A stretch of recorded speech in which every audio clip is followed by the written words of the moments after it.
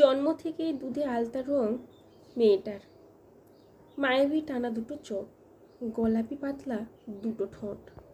ঘরে আগত নতুন অতিথিকে দেখে বাড়ির মানুষগুলোর খুশি আর ধরে না।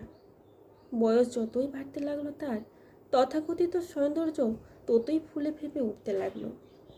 নারী সুলভ শারীরিক গঠনাকৃতি শুধু যে পুরুষকে আকর্ষণ করতো তা নয়, অন্য নারীরাও দেখত তার দিকে, কেউ বা মুগ্ধ দৃষ্টিতে, কেউ বা ঈর্ষাকাতর দৃষ্টিতে। মেয়েটি কোনোদিন নিজের শরীর নিয়ে তেমন কিছুই ভাবেনি, ভাবার সময়ই বা কোথায় ছিল। ও তো সেই কোন ছোট্টবেলা থেকেই পড়ার টেবিলে যেন মুখ গুজেছিল। শুধু খাওয়া আর ঘুমানোর সময়টুকু ছাড়া বই থেকে মুখেই বা কবে তুলেছে ও। যে আয়নার সামনে একবার দাঁড় করাবে নিজেকে। স্কুলে পড়াকালীন কত ছেলে তো প্রেমপত্র হাতে গুজে দিয়েছে, সেসব মেয়েটা কোনোদিন খুলেও দেখিনি।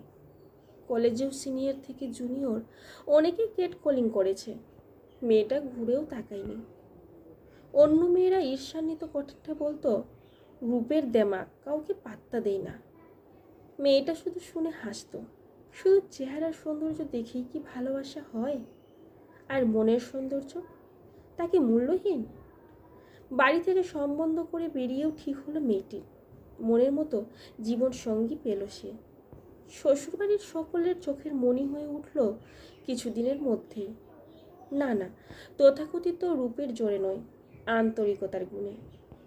যা ননদ যদিও ঈর্ষান্বিত ছিল বরাবরই মেয়েটির প্রতি, যা বহুবার চেষ্টা করেছে নানাভাবে তাকে শ্বশুর ঘরে ছোট করতে, তবে সফল হয়নি একদমই।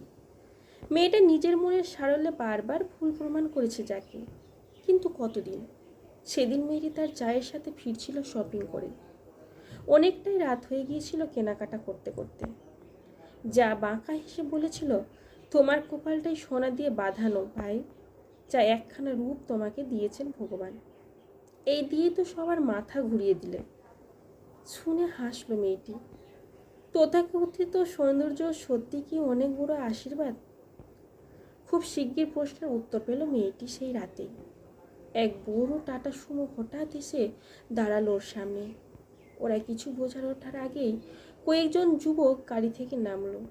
মেয়েটার হাত ধরে হ্যাঁচকা টানে তুলে নিল গাড়িতে। যা কিছু বলে ওঠার আগেই চোখের নিমেষে ধোঁয়া ছেড়ে বেরিয়ে গেল গাড়ি। ভীত সন্ত্রস্ত মেয়েটির যা জ্ঞান হারিয়ে রাস্তাতেই লুটিয়ে পড়ল।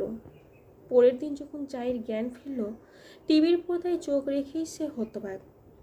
যাকে সে কাল ভাবে বোঝাচ্ছিল সৌন্দর্য আসলে কত বড় আশীর্বাদ, সেই মেয়েটাকে নগ্ন রক্তাক্ত লাশ খুঁজে পাওয়া গেছে শপিং মল থেকে অনতি দূরে থাকা মাঠটাই। এই শপিং মলেই তো গিয়েছিল কাল ওরা। আচ্ছা, মৃত্যুর ঠিক আগের মুহূর্তে মেয়েটা কি পেয়েছিল সেই প্রশ্নের উত্তরটা? তথাকথিত সৌন্দর্য কি সত্যিই আশীর্বাদ, না অভিশাপ?